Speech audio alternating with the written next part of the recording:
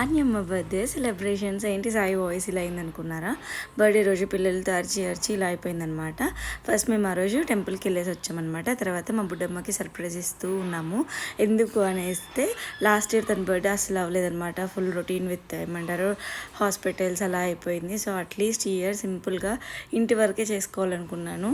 ఎందుకంటే last year full plan చేసి అసలు ఏమీ చేయలేకపోయినాం, ఈవెన్ కేక్ కూడా కట్ చేయలేకపోయినా అనమాట. బట్ ఈ ఇయర్ మాత్రం ఏది ఎక్కువ ఆర్భాటంగా లేకుండా చిన్నగైనా సరే మేమందరం హ్యాపీగా ఉండాలనేసి వెళ్ళామన్నమాట. ఇవి వచ్చేసి టెంపుల్లో కొన్ని క్లిప్స్ తీసుకున్నాము. మా బుడ్డది మాత్రం ఫుల్ హ్యాపీ. తర్వాత వచ్చి లంచ్ చేసిన తర్వాత ఒక 10 minutes అలా రిలాక్స్ అయ్యి బాగా ఇలా డెకరేట్ చేసుకుంటూ ఉన్నాం అందరం కలిసి. అండ్ మా ఆయన అయితే ఏం కష్టపడలేదు. లాస్ట్లో వచ్చి ఆ పైన ఏమంటారు కొంచెం అటాచ్ చేశారనమాట బెలూన్స్ని. అండ్ అక్కడ అపార్ట్మెంట్లో ఉన్న పిల్లల కోసం ఇలా అరేంజ్ చేశానమాట. పిజ్జా పెట్టలేదు, so pizza as balance. And తర్వాత చిన్న చిన్న వాళ్ళ కోసం రిటర్న్ గిఫ్ట్స్ తెచ్చాను. అండ్ డెకరేషన్ మాత్రం నేను అనుకున్నట్లే వచ్చిందనమాట. నేను వచ్చేసి మెర్మైడ్ థీమ్ అనుకున్నాను అనమాట. సో యాజ్ ఈజ్ వచ్చేసింది నేను అనుకున్నట్టు. అండ్ ఎంతైనా ప్రొఫెషనల్ లాగా చేయకపోయినా మా దగ్గర ఉన్న చిన్న చిన్న ప్రొఫెషనల్స్తో ఇలా చేసామన్నమాట.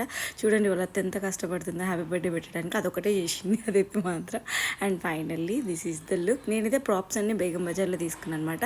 ఇది వాళ్ళ నాన్న గిఫ్ట్ ఇచ్చాడు తన కోసము కారు. ఎంత క్యూట్ ఉందో, పిల్లలందరికీ నచ్చింది. దాని తర్వాత పిల్లలందరూ ఒక రౌండ్ వేసారనమాట. ఇది వచ్చేసి కేక్ మేము మొరైన్లో తీసుకున్నాము. మేము అనుకున్నట్టే సేమ్ ఇచ్చారు, కొంచెం లిటిల్ చేంజ్ 70% మ్యాచ్ అయి ఉంటుంది.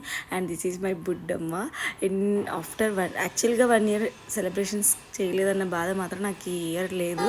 ఎందుకంటే చిన్నగైనా సరే చాలా అంటే చాలా బాగా వచ్చింది. I'm very happy for her. And బుడ్డి తండ్రి హ్యాపీ బర్త్డే రా. This is the video and look at celebrations.